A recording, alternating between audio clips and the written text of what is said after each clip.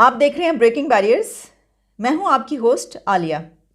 आज जिस मसले पर मैं बात करने लगी हूं, ये इशू जो है वो हमें आईना दिखा रहा है कि हम क्या हैं, हम कैसे इंसान हैं और हम कैसे मुसलमान हैं। हम बातें तो बहुत बड़ी बड़ी करते हैं, बहुत बड़के मारते हैं, हम बहुत बड़े बड़े दावे करते हैं, हम कहते हैं कि हमारे जैसा मुसलमान कौन हो सकता है। लेकिन ये जो इशू है ना, इसने दरअसल हमें आईना दिखा दिया है।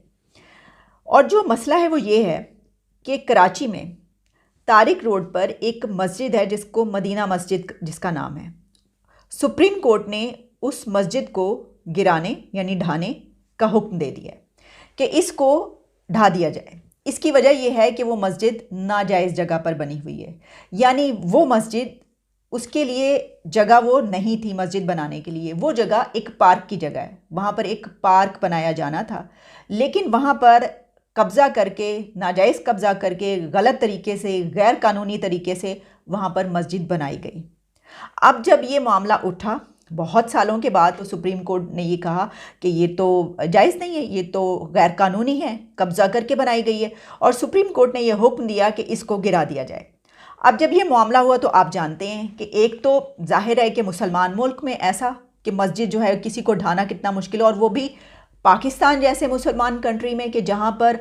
छोटी से छोटी बात को जो है वो आप बहुत बड़ा इशू बना लेते हैं। तो मामला यहाँ तक पहुँचा कि वहाँ पर लोग जमा हो गए। बल्कि मैं देख रही थी किसी टीवी प्रोग्राम में या इस तरीके से एक वीडियो मैंने देखी जिसमें वहाँ के जो लोग जमा थे, जो नेबर्स थे, जो हमसाए थे, यानी जो मस्जिद के करीब रहते थे, उन गलियों में, उन सड़कों पर, उनका ये कहना था, वो एक टीवी चैनल से बात करते हुए कह रहे थे कि देखें, ये बात ठीक है कि ये पार्क की जगह है, लेकिन अब बन गई है मस्जिद तो इसको ढाना तो जो है वो बड़ी गलत बात है, और हम तो ऐसा नहीं होने देंगे, ये बिल्कुल नहीं होना चाहिए। अदालत ने ये क्यों नहीं देखा, अदालत ये फ़ैसला कैसे कर सकती है, ये जो हुक्म है, ये ऑर्डर कैसे कर सकती है, तो ये तो बहुत बड़ा गुनाह है, वगैरह वगैरह, वो इस तरह की बात कर रहे थे।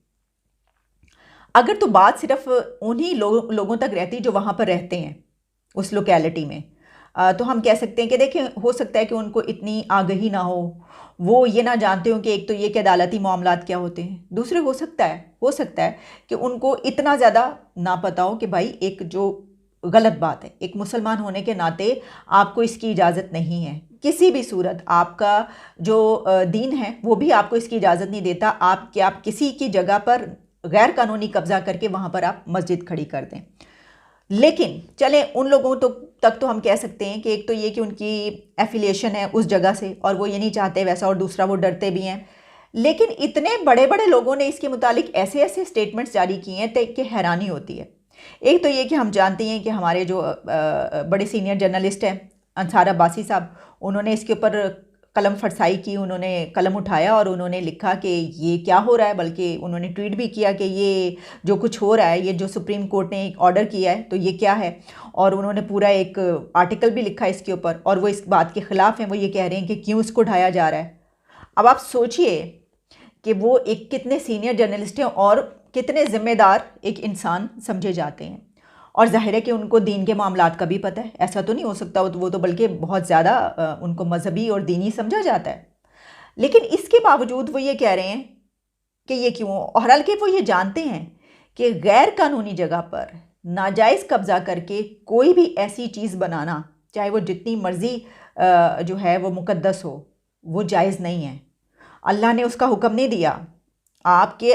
खुदा ने उस बात का हुक्म नहीं दिया आपको। वो ये कहता है कि आपको गलत कब्ज़ा करके आप मस्जिद भी नहीं बना सकते, ये हुक्म है। इसके बावजूद वो ये कह रहे हैं। अच्छा, बात अगर सिर्फ उन तक भी रहती कि हम कहते हैं कि चलें, वो तो अक्सर औकात जो है हम तनकीद भी बड़ी करते हैं, लेकिन ठीक है, उनका एक अपना नुक्ता नज़र है तो क्या किया जाए, लेकिन गलत है और उनको पता है ये बहुत अच्छे तरीके से। जो मुफ्ती तकी उस्मानी साहब हैं, उन्होंने भी इसके ऊपर अपने बयानात जारी किए हैं, और उन्होंने ये कहा कि ठीक है, मान रहे हैं कि हम ये जानते हैं ठीक है कि ये गैर कानूनी है और किसी भी गैर कानूनी जगह पर ये नहीं बननी चाहिए, और आप नाजायज़ कब्ज़ा करके जो है वो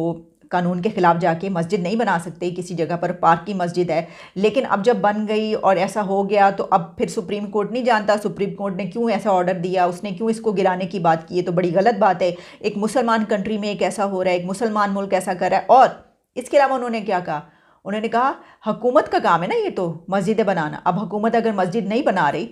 तो फिर इसमें हमारा क्या कसूर है। और साथ में उन्होंने कहा कि हुकूमत देखें, मंदिर बना देती है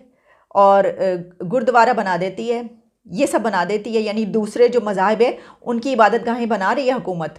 मंदिर भी बना रही है, गुरुद्वारा भी बना रही है, चर्च भी बना रही है, लेकिन अगर नहीं बना रही तो मस्जिद नहीं बना रही। तो मुफ्ती तकी उस्मानी साहब से हम ये कहेंगे कि आप ज़रा थोड़े से फैक्ट्स एंड फिगर्स जमा कर लीजिए और आप देख लीजिए कि इस मुल्क में, इस कंट्री में कितनी मसाजिद हैं, कितनी मॉस्क हैं और कितने मंदिर हैं। आपकी तो माइनॉरिटीज़ इस कंट्री में 4% है, तो 4 to 6% के बीच जो माइनॉरिटीज़ हैं उनके कितने मंदिर होंगे आपके ख्याल में? पूरी पॉपुलेशन का जो कुल 4-5% आबादी होगी उसमें आपके ख्याल में कितने मंदिर होंगे और कितने गिरजाघर होंगे? और आपको कितने नज़र आते हैं मंदिर? हर जगह आप चलते फिरते आपको गलियों से गुजरते हुए मंदिर नज़र आते हैं या गिरजाघर नज़र आते हैं या गुरुद्वारे नज़र आते हैं? आपको मस्जिदें नज़र आती हैं हर जगह पर, हर गली की नुक्कड़ पर आपको मस्जिद मिलेगी, हर मोहल्ले में, हर इलाके में आपको कई एक मस्जिदें मिलती हैं। लेकिन जो माइनॉरिटीज़ हैं उनकी तो जो इबादत गाहें हैं वो तो आपको कहीं पता होता है कि अच्छा उस एरिया में अगर आपको कभी जाना भी हो या ज़रूरत हो या काम हो तो आपको ये मालूम करना पड़ता है कि वो कहाँ पर है,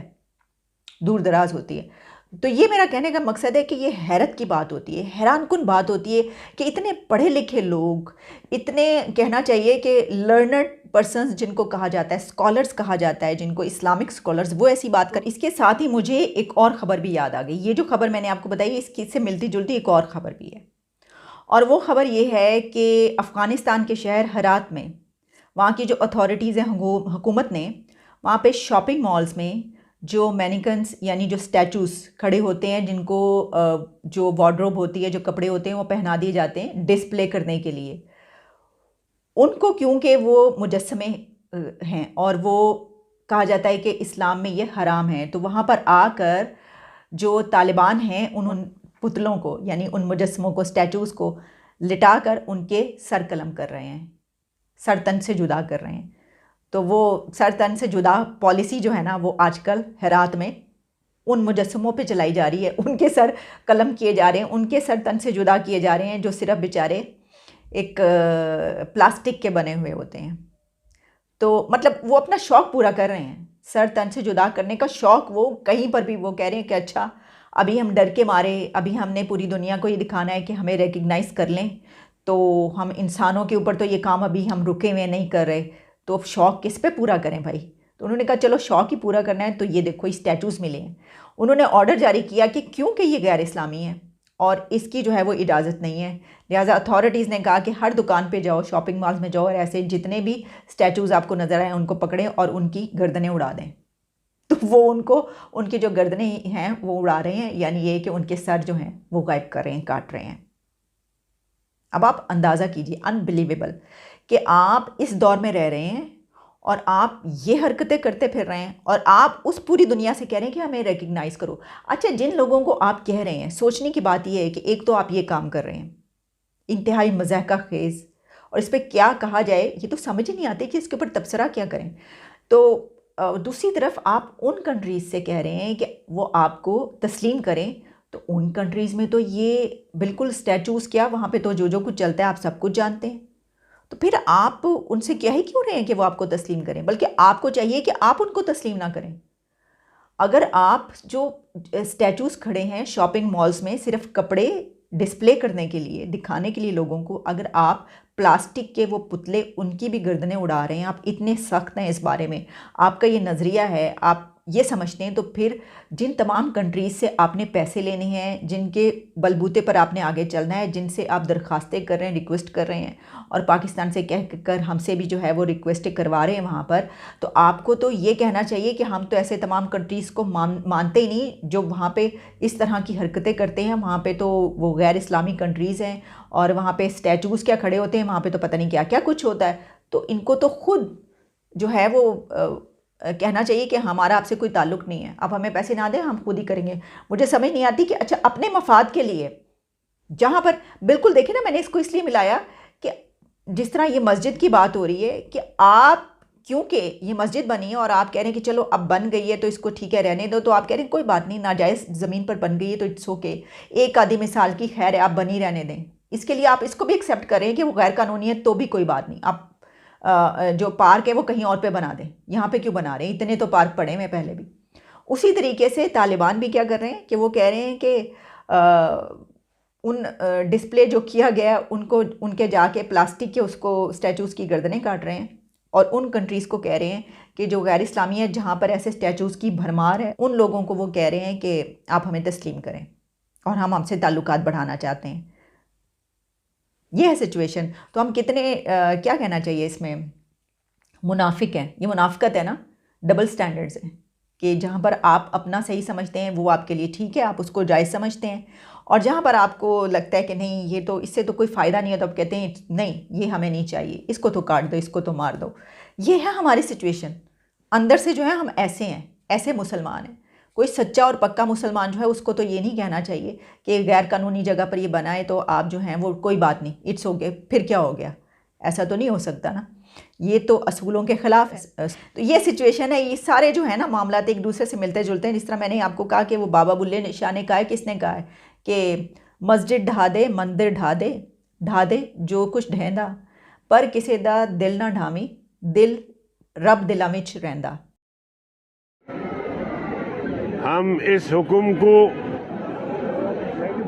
जूती की नोक पे रखते हैं और मुस्तरद करते हैं। हम मुसलमान उस ऑर्डर को जूती की नोक पे रखते हैं और उसे मुस्तरद करते हैं, और हम समझते हैं